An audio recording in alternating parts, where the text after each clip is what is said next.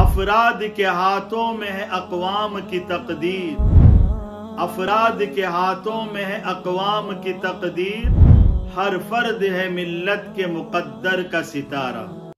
محترم بزرگوں، دوستو، اللہ کے پیارے اور لاڈلے بندو، یہ ہمارا ملک ہندوستان ایک جمہوری ملک ہے۔ یہاں ہر 5 سال بعد انتخابات منعقد کیے جاتے ہیں، جس میں تمام باشندگان وطن کو ووٹ ڈالنے کا حق ہوتا ہے، اور ہمارا یہ ووٹ بہت ہی انمول اور قیمتی ہے۔ اس کی اہمیت اور قدر و قیمت کو نہ سمجھنا بڑی نادانی اور جہالت ہے، اور یہ ووٹ ہی ہے کہ اس کی وجہ سے حکومتیں بنتی اور وجود میں آتی ہیں، اور اسی کی وجہ سے حکومتیں زوال پذیر ہوتی اور ختم ہو جاتی ہیں۔ اور ہمارا یہ ووٹ کہ یہ محض ایک دنیاوی عمل نہیں ہے کہ دل نے جیسے چاہا ویسے ہم نے اس کا استعمال کر لیا، بلکہ ہمارا یہ ووٹ کہ اس کی ایک شرعی حیثیت ہے کہ اس کا صحیح استعمال کرنا ہم پر لازم اور ضروری ہے، ورنہ ہم گنہگار ہوں گے۔ شریعت میں ووٹ کی کیا حیثیت ہے؟ یہ ایک اہم سوال ہے۔ ہمارے اکابر علماء نے اس کا مفصل اور مدلل جواب دیا ہے۔ صاحب معارف القرآن حضرت مولانا مفتی محمد شفیع صاحب عثمانی نور اللہ مرقدہ نے شرعی اعتبار سے ووٹ کی 3 حیثیتوں کو بیان کیا ہے۔ ووٹ کی پہلی حیثیت شہادت اور گواہی کی ہے، یعنی ہم جسے ووٹ دیتے ہیں اس کے حق میں گویا یہ گواہی دیتے ہیں کہ یہ ہمارا امیدوار ملک و ملت کے حق میں بہتر ہے، مفید تر ہے، خیر خواہ ہے، یا جتنے امیدوار ہیں ان میں سب سے زیادہ یہ مناسب، موزوں اور لائق ہے۔ اس طرح جب ووٹ شہادت کے حکم میں ہے تو شریعت میں شہادت اور گواہی کے جو احکام ہیں وہ ووٹ پر بھی جاری اور لاگو ہوتے ہیں، جیسے ارشاد باری تعالی ہے وَأَقِيمُوا الشَّهَادَةَ لِلَّهِ، اور تم اللہ تبارک و تعالی کی خاطر سیدھی سیدھی گواہی دو، یعنی جہاں ضرورت ہو گواہی دینے کی وہاں تم گواہی ضرور دو کہ تمہارا وہاں گواہی دینا واجب اور ضروری ہے۔ اسی طرح جب ووٹ دینے کا موقع آئے تو تمہارا ووٹ دینا ضروری اور لازم ہے۔ اور ارشاد باری تعالی ہے وَلَا تَكْتُمُوا الشَّهَادَةَ، اور تم گواہی نہ چھپاؤ، وَمَن يَكْتُمْهَا فَإِنَّهُ آثِمٌ قَلْبُهُ، اور جو کوئی گواہی چھپائے اس کا دل گنہگار ہے۔ یعنی جب ضرورت گواہی دینے کی ہو وہاں گواہی چھپانا حرام ہے۔ اسی طرح محض کاہلی، سستی اور لاپرواہی کی وجہ سے ووٹ نہ دینا گواہی چھپانے کے برابر ہے، جو بدترین اور بڑا گناہ ہے۔ اور حدیث پاک میں ہے جب آقا صلی اللہ علیہ وسلم سے پوچھا گیا کہ بڑے بڑے گناہ کون سے ہیں تو آپ صلی اللہ علیہ وسلم نے چند بڑے بڑے گناہ گنوائے اور فرمایا وَشَهَادَةُ الزُّورِ، اور جھوٹی گواہی دینا بھی بڑا گناہ ہے۔ اسی طرح صحیح معنوں میں جو امیدوار ہمارے ووٹ کا حقدار نہیں ہے اسے محض دوستی اور تعلق کی وجہ سے ووٹ دینا جھوٹی گواہی دینے کے برابر ہے، جو ناجائز اور حرام ہے۔ جس طرح رشوت لے کر گواہی دینا جرم اور حرام ہے، اسی طرح ووٹ کے بدلے نوٹ لینا یہ بھی جرم حرام اور گناہ کی بات ہے۔ ووٹ کے بدلے جو نوٹ لیے گئے ہیں ان سے کوئی چیز کھانا حرام کھانے کے برابر ہے۔ ہمارے کچھ احباب امیدوار کی سواری کار اور آٹو وغیرہ کا انتظار کرتے ہیں کہ اس میں بیٹھ کر جائیں گے اور اسے ووٹ دیں گے۔ یہ غلط بات ہے۔ ہمیں چاہیے کہ ہم پیدل یا اپنی سواریوں میں جائیں اور اپنے ووٹ کے حق کا استعمال کریں۔ اور کچھ احباب کی یہ سوچ ہے کہ جب امیدوار ہم سے ملاقات کرے اور ہم سے گزارش اور فریاد کرے تو ہم اسے ووٹ دیں گے۔ جب اس نے ہم سے ملاقات کی نہیں اور ہم سے اس نے گزارش اور فریاد کی نہیں تو ہم خود اسے ووٹ کیوں دیں؟ یہ بات بھی غلط ہے، کیونکہ جب ووٹ گواہی کی طرح ہے اور بہتر گواہی وہ ہے کہ بندہ خود آئے اور گواہی دے دے۔ آقا صلی اللہ علیہ وسلم نے فرمایا الا اخبرکم بخیر الشہداء، کیا میں تمہیں نہ بتاؤں کہ بہتر گواہ کون ہے؟ اس کے بعد آپ صلی اللہ علیہ وسلم نے فرمایا الذی یأتی بشہادتی قبل ان یسألہا، جو از خود آئے اپنی گواہی لے کر اور گواہی دے دے، یہ بہتر گواہ ہے۔ اسی طرح وہ ووٹر بہتر ہے جسے کوئی نہ بلایا ہو، وہ از خود آئے اور اپنے ووٹ کا استعمال کر دے، یہ ووٹر بہتر ہے۔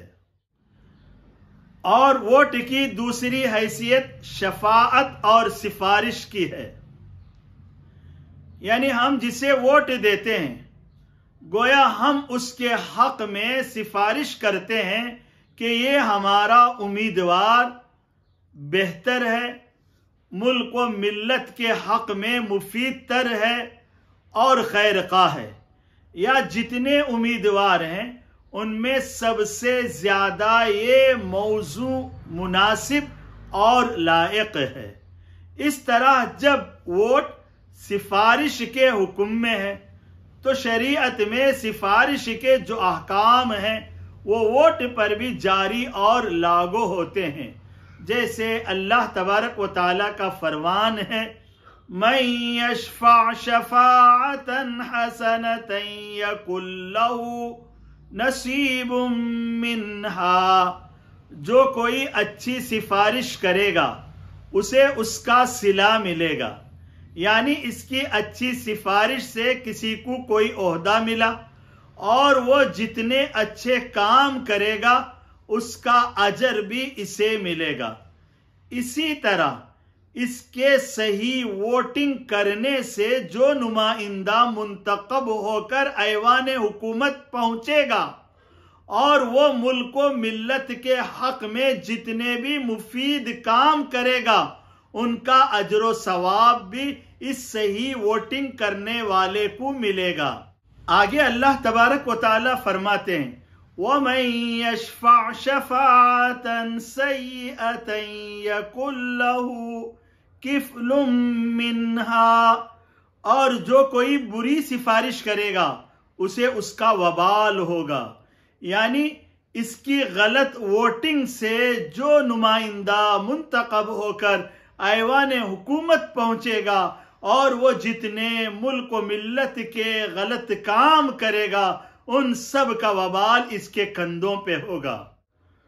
اور جب ہمارا ووٹ سفارش کے درجے میں ہے تو ووٹ دینے سے پہلے ہمیں اچھی طرح غور و فکر سے پہچان لینا ہے کہ کون مفید تر ہے، کون دیانتدار ہے، کون ملک و ملت کے حق میں بہتر ہے، اور اسی طرح کون ضرر رساں ہے، کون نقصان دہ ہے، کون مسلمانوں کی شہریت چھیننے کی کوشش کر رہا ہے، اور کس نے حجاب کا مسئلہ اٹھا کے مسلم بچیوں کو تعلیم سے محروم کیا ہے، اور کون مساجد مدارس کے خلاف زبان چلانے والا ہے، کون دشمن ہے، اسے اچھی طرح سے پہچان لینا ہے۔ फिर पूरी दियानत और अमानत के साथ अपने वोट का इस्तेमाल करना है। और वोट की तीसरी हैसियत वकालत की है, यानी हम जिसे वोट देते हैं गोया हम उसे मुल्क के इज्तिमाई मुआमलात में अपना नुमाइंदा और वकील बनाते हैं। इसलिए हमें चाहिए कि हम अपना वोट बेहतर उम्मीदवार को देकर उसे मुल्क की मुआमलात में अपना नुमाइंदा और वकील बनाएं। आका सल्लल्लाहु अलैहि वसल्लम का फरमान है, मन इस्तअमल आमिलन अला कौमिन, जिसने कौम में से मुंतखब करके किसी को नुमाइंदा बनाया, वफी तिलकल इसाबति मन हुवा अर्दल्लाहि मिन, हालांकि उस कौम में उससे ज्यादा अल्लाह का पसंदीदा बंदा, अच्छा बंदा और दियानतदार बंदा मौजूद था। फ़क़द कान अल्लाह व कान रसूलहू व कान जमीअल मुस्लिमीन, तो उसने अल्लाह के साथ, उसने रसूलुल्लाह के साथ और उसने तमाम मुसलमानों के साथ क़यानत की है। इसलिए हमें चाहिए कि जो बेहतर, मुफीदतर और खैर का है उसे मुंतखब करके अपने वोट का उसके लिए इस्तेमाल करें। और बाज़ उलमा इकराम ने वोट की एक और हैसियत को भी बयान किया है कि हमारा वोट अमानत है, यानी हम जिसे वोट देते हैं गोया हम उसे उसकी अमानत, दियानत और उसके अच्छे सिफात की वजह से हम उसे अपने वोट का हकदार समझते हैं। और अल्लाह तबारक व ताला ने हमें अमानतें हकदार तक पहुंचाने का हुक्म दिया है। इरशाद बारी ताला है, इन्नल्लाह यअमुरुकुम अन तुअद्दुल अमानाति इला अहलिहा, बेशक अल्लाह तबारक व ताला तुमको हुक्म देते हैं कि तुम अमानतों को उनके हकदार तक पहुंचाओ। इसलिए हम पर यह लाजिम और ज़रूरी है कि हमारे वोट का जो हकदार है हम उस तक अपने वोट की इस अमानत को पहुंचाएं और उसे वोट दें। अजीज दोस्तों, हमारा ये वोट अमानत है और अमानत बहुत बड़ी चीज है। इस पर मुझे एक वाकया याद आ रहा है जो मुस्नद इमाम शाफई में है। हज़रत उस्मान गनी रजी अल्लाह ताला मदीने मुनव्वरा से कुछ फासले पर एक मकाम है आलिया, वहां मौजूद थे। दोपहर का वक्त था, मौसम गर्म था, तेज धूप थी, यहां तक के परिंदे भी अपने घोंसलों में पनाह गुज़ी थे और जानवर भी सायेदार दरख्त के नीचे आ गए थे। और ऐसी शिद्दत की गर्मी थी कि कोई भी बंदा दिखाई न देता था। ऐसे में हज़रत उस्मान गनी रजी अल्लाह ताला अन्हु ने दीवार की सुराखों से देखा रजुलन यसूक़ु बकरैन, कि एक बंदा ऊंट के बच्चों के पीछे भाग रहा है। ये देखकर हज़रत उस्मान गनी रजी अल्लाह ताला अन्हु को बड़ी हैरत हुई। इतनी तेज और चिलचिलाती धूप में ये बंदा जानवरों के पीछे है। लो अकाम बिल मदीनति हत्ता यबरुद सुम्मा यरूहा, इन्होंने कहा क्या हो गया है इसे, क्या ही अच्छा होता ये मदीने मुनव्वरा में अपने घर वगैरह में रह जाता, फिर जब धूप ठंडी हो जाती और शाम के वक्त ये बाहर निकलता और अपने जो जानवर हैं उनको पकड़कर काबू में कर लेता। फिर हज़रत उस्मान गनी रजी अल्लाह ताला अन्हु ने अपने आजाद करदा गुलाम से कहा, उन्जुर मन हादा, देखो तो सही ये कौन है। गुलाम ने बताया उस बंदे ने अमामे से अपना चेहरा छुपा लिया है, उसकी पहचान नहीं हो रही है। फिर जब वो बंदा कुछ करीब आया तो हज़रत उस्मान गनी रजी अल्लाह ताला अन्हु ने फरमाया, उन्जुर, अब तो देखो ये कौन है। غلام نے جب دیکھا تو حیران رہ گیا. فَإِذَا هُوَ عُمَرُ بْنُ الْخَطَّابِ کہ وہ کوئی اور نہیں امیر المؤمنین حضرت عمر بن الخطاب رضی اللہ تعالیٰ عنہ ہیں. اس نے یہ بات حضرت عثمان غنی رضی اللہ تعالیٰ عنہ سے بیان کی تو وہ بڑے پریشان ہوئے اور انہوں نے آواز دے کر امیر المؤمنین کو اندر بلانے کے لیے دروازہ کھولا اور دروازے سے باہر اپنا سر ڈالا تو فوراً اپنے سر کو اندر کر لیا کہ باہر گرم لو چل رہی تھی. پھر جب امیر المؤمنین دروازے کے بالمقابل آئے تو آپ نے آواز دی اور پوچھا ما اخرجک هذه الساعة اس تیز چلچلاتی دھوپ میں آپ کو باہر نکلنے کی کیا ضرورت تھی؟ امیر المؤمنین نے فرمایا بکران من ابل الصدقہ صدقے کے اونٹوں کے یہ 2 بچے ہیں جو ریوڑ سے جدا ہو گئے ہیں. خشیت ان یضیعا مجھے ڈر ہوا کہ کہیں یہ ضائع نہ ہو جائیں. فیسألنی اللہ عنہما پھر اللہ تبارک و تعالی مجھ سے سوال کریں گے کہ عمر تو ذمہ دار تھا تیری ذمہ داری میں صدقے کے 2 اونٹ کیسے ضائع ہو گئے؟ میں اس سے ڈرتا ہوں اس لیے میں نے گرم ہوا کی اور گرم دھوپ کی پرواہ کیے بغیر ان اونٹ کے بچوں کو پکڑ کر ریوڑ سے ملانے کے لیے باہر نکل پڑا ہوں. حضرت عثمان غنی رضی اللہ تعالیٰ عنہ نے فرمایا حلم یا امیر المؤمنین الى الماء والظل ونکفیک امیر المؤمنین آپ یہاں اندر تشریف لے آئیں. یہاں پانی ہے اسے نوش کریں اور یہاں سایہ ہے آرام کریں اور ہمارے پاس غلام ہیں ہم اسے کام پہ لگا دیں گے وہ ان اونٹ کے بچوں کو پکڑ کر ریوڑ سے ملا دے گا. آپ یہاں اندر تشریف لے آئیں.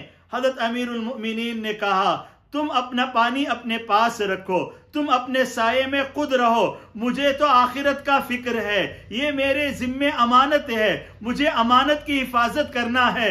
اس طرح کہتے ہوئے امیر المؤمنین چلے گئے اور انہوں نے اونٹ کے بچوں کو پکڑا اور ریوڑ سے ملا دیا.